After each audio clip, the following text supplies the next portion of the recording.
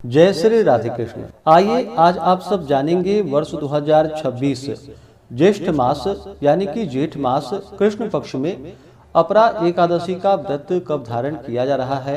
तो जानेंगे व्रत के शुभ मुहूर्त के बारे में, पूजन समय के बारे में, व्रत पूजा महत्व नियमों के बारे में, इस दिन क्या करना चाहिए, भगवान को विशेष करके किस वस्तु का भोग लगाना चाहिए, व्रत का पारण कब और किस चीज से किया जाएगा। तो आइए जानते हैं इन सबों के बारे में। आप सभी भक्तों को अपरा एकादशी व्रत की ढेर सारी शुभकामनाएं। आप सभी के जीवन में लक्ष्मी नारायण की कृपा से आप सभी को सभी प्रकार के सुख और समृद्धि की प्राप्ति हो। ज्येष्ठ मास कृष्ण पक्ष में पड़ने वाली एकादशी को इसे अपरा एकादशी और अचला एकादशी के नाम से जाना जाता है। जो भी भक्त सच्ची श्रद्धा के साथ, नियम और निष्ठा के साथ अपरा एकादशी का व्रत धारण करते हैं, व्रत में नियमों का पालन करते हैं, तो यह व्रत जो कि महान यश प्रदायक व्रत है तथा यह अपार धन देने वाला, ब्रह्म हत्या, भूत प्रेत पिशाच योनि से मुक्तिदायक, पर निंदा आदि पाप कर्म नष्ट हो जाते हैं। इस दिन विशेष प्रकार से शेष शैया पर विराजमान भगवान लक्ष्मी नारायण की पूजा करनी चाहिए। साथ ही इस दिन भगवान के त्रिविक्रम स्वरूप की पूजा करनी चाहिए। ज्येष्ठ मास कृष्ण पक्ष की एकादशी तिथि प्रारंभ समय जो कि 12 मई 2026 दिन मंगलवार दोपहर 2:54 और एकादशी तिथि की जो समाप्ति है वह 13 मई 2026 दिन बुधवार दोपहर 1:32 पे एकादशी तिथि की समाप्ति है। तो सूर्योदय व्यापनी के अनुसार सभी भक्तजन 13 मई 2026 दिन बुधवार को एकादशी का व्रत धारण करेंगे। एकादशी व्रत पारण के लिए कहा गया है। व्रत का पारण द्वादशी तिथि में और हरिवासर समाप्त होने के बाद करना चाहिए। तो द्वादशी तिथि प्रारंभ समय 13 मई 2026 दिन बुधवार दोपहर 1:33 और द्वादशी तिथि की जो समाप्ति है वह 14 मई 2026 दिन गुरुवार सुबह 11:22 पे द्वादशी तिथि की समाप्ति है। तो हरिवासर समाप्त होने का समय जो कि 13 मई 2026 दिन बुधवार शाम 7 बजे तक हरिवासर की समाप्ति है।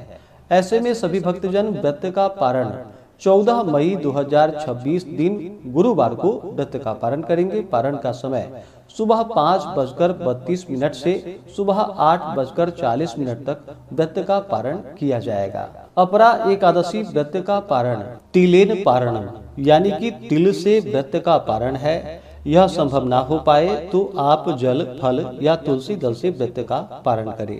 13 मई को ब्रह्म मुहूर्त का समय सुबह 3:40 से सुबह 4:31 तक होगा। सूर्योदय का समय सुबह 5:15, सूर्यास्त शाम 6:35 होगा। 13 मई को राहु काल सुबह 11:54 से दोपहर 1:35 तक होगा। इस दिन अभिजीत मुहूर्त नहीं होगा। और 14 मई को राहु काल का समय दोपहर 1:35 से दोपहर 3:15 तक होगा। राहु काल समय के दौरान कोई भी शुभ कार्य या नया कार्य नहीं करना चाहिए, इस बात का ध्यान रखें। 13 मई को प्रातः काल पूजा का शुभ मुहूर्त सुबह 5:32 से सुबह 7:13 तक होगा। और शाम को पूजा का शुभ मुहूर्त शाम 5:23 से शाम 7:04 तक होगा। 13 मई को विजय मुहूर्त का समय दोपहर 2:33 से दोपहर 3:27 तक होगा। अमृत काल का समय शाम 7:41 से रात्रि 9:13 तक होगा। नक्षत्र जो कि उत्तर भाद्रपद होगा रात्रि 12:17 तक, उसके बाद रेवती नक्षत्र होगा। योग विषकुंभ होगा रात्रि 8:55 तक, उसके बाद प्रीति योग होगा।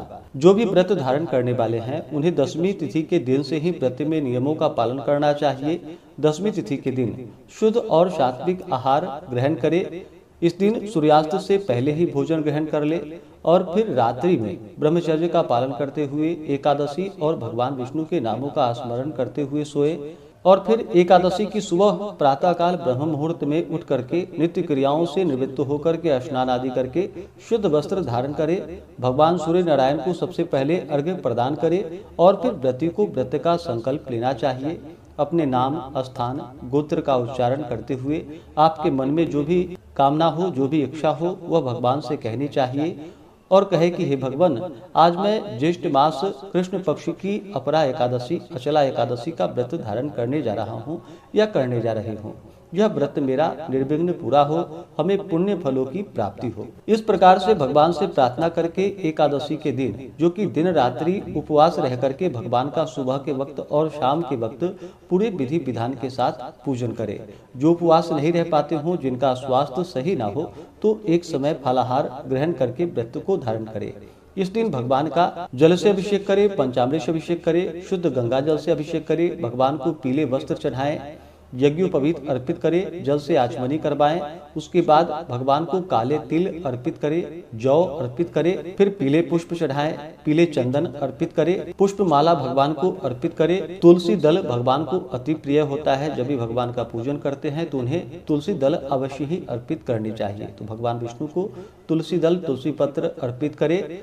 इसके बाद फिर धूप और दीप दिखाएं, अनेक प्रकार का नैवेद्य आदि का भोग लगाए। इस दिन खास करके भगवान को ककड़ी का भोग अवश्य ही लगाए। जब भी भोग लगाते हैं तो तुलसी दल, तुलसी पत्र डाल करके ही भगवान को भोग लगाना चाहिए।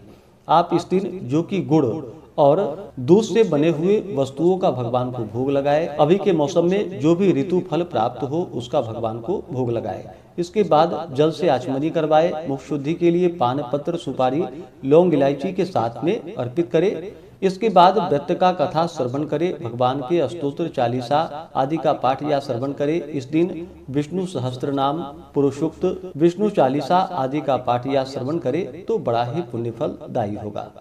इस प्रकार से एकादशी व्रत धारण करके अगले दिन जाकर के द्वादशी की सुबह उठ करके स्नान आदि करके शुद्ध वस्त्र धारण करके भगवान का पूजन कर ले, भगवान को भोग लगाए, भगवान की आरती निराजन आदि करके भगवान को व्रत अर्पित करे। इसके बाद ब्राह्मणों को भोजन करवाए, ब्राह्मणों को दान और दक्षिणा दे और फिर सही समय के अनुसार व्रत का पालन करे। इससे भगवान विष्णु अपने भक्तों पर अति प्रसन्न होते हैं और अपना कृपा प्रदान करते हैं। तो आशा करता हूँ कि यह जानकारी आपको अच्छा लगा हो। इसी प्रकार से ज्ञानवर्धक जानकारियाँ प्राप्त करते रहने के लिए, व्रत पूजा के बारे में जानने के लिए, कथा को सुनने के लिए चैनल पे अगर आप पहली बार आए हैं तो चैनल को लाल बटन दबा करके सब्सक्राइब करें, साथ में बेल आइकन घंटी को दबाएं ताकि आने वाली वीडियो का